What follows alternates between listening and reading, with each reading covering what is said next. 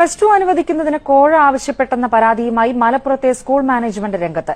Kondotty Pulikkal AMMHS school മാനേജ്മെന്റാണ് പ്രാദേശിക league നേതൃത്വം കോഴ ആവശ്യപ്പെട്ടെന്ന ആരോപണം ഉയർത്തിയിരിക്കുന്നത്. പ്രാദേശിക നേതാക്കൾ സ്കൂൾ മാനേജരോട് 60 ലക്ഷം രൂപ ആവശ്യപ്പെട്ടെന്ന് മാനേജ്മെന്റ് പ്രസിഡന്റ് മുഹമ്മദ് അലി ഏഷ്യാനെറ്റ് ന്യൂസിനോട് പറഞ്ഞു. Kondotty Pulikkal AMM high school higher സെക്കൻഡറിയൊക്കെ ഉയർത്തണമെന്ന് മാനേജ്മെന്റ് ഏറെക്കാലമായി ആവശ്യമുന്നയിക്കുന്നു.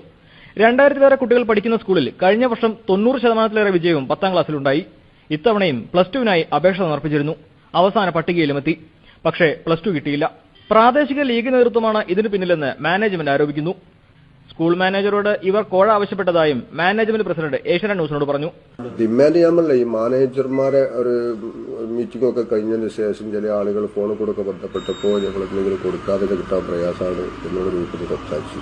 എന്നവരുടെ ഡിമാൻഡ് 50-60 ലക്ഷം രൂപ വരെയുള്ള ഡിമാൻഡുകളൊക്കെ ആണ് കേൾക്കാൻ സാധിച്ചു. അത് ഡിമാൻഡ് ഇപ്പം ഈ ഇപ്പോഴത്തെ വിദ്യാഭ്യാസ വകുപ്പ് കൈകാര്യം ചെയ്യുന്ന ആ പാർട്ടിയിൽപ്പെട്ട പ്രാദേശികമായിട്ടുള്ള ജില്ലാ തലങ്ങളിലൊക്കെ ഉള്ള ആളുകളാണ് പറഞ്ഞത്.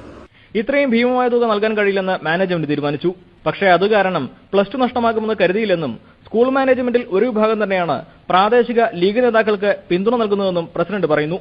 ഇക്കാര്യത്തിൽ മുഖ്യമന്ത്രിക്ക് പരാതി നൽകാനാണ് മാനേജ്മെന്റിന്റെ തീരുമാനം.